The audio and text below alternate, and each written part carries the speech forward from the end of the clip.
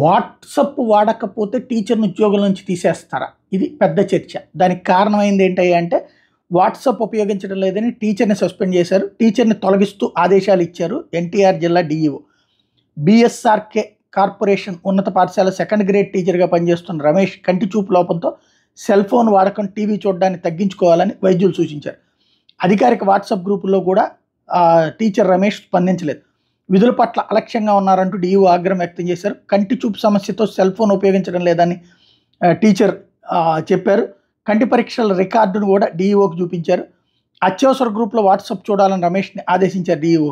ఉన్నతాధికారుల ఆదేశాలను పాటించకపోవడంతో సస్పెండ్ చేశారు డిఈఓ. దీన్ని ఒక టీచర్కి సంబంధించినటువంటి సమస్యగా దీన్ని న్యాయపరంగా ఎదుర్కొంటామని చెప్తున్నారు. అదే సందర్భంలో వీళ్ళంతా అయితే న్యాయపరంగా ఎదుర్కొనేటప్పుడు కూడా ఏమొస్తుందంటే ప్రాబ్లం, టీచర్ అంటే పరీక్ష పేపర్లు దిద్దాలా, అట్లాగే ఇతరత్ర చాలా పనులు ఉంటాయి. బోర్డు మీద రాసేటప్పుడు అక్షరాల దగ్గర నుంచి వీటన్నిటికి కూడా అవన్నిటి కూడా చేస్తారు. ఇంకోటి వాట్సాప్ గ్రూప్ ఆయన అస్సలు వాడట్లేదా? పర్టికులర్గా గవర్నమెంట్కి సంబంధించినటువంటి వాట్సాప్ ఈ మాత్రమే చూడట్లేదా?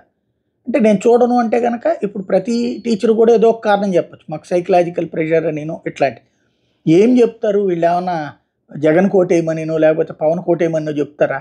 కాదు కదా.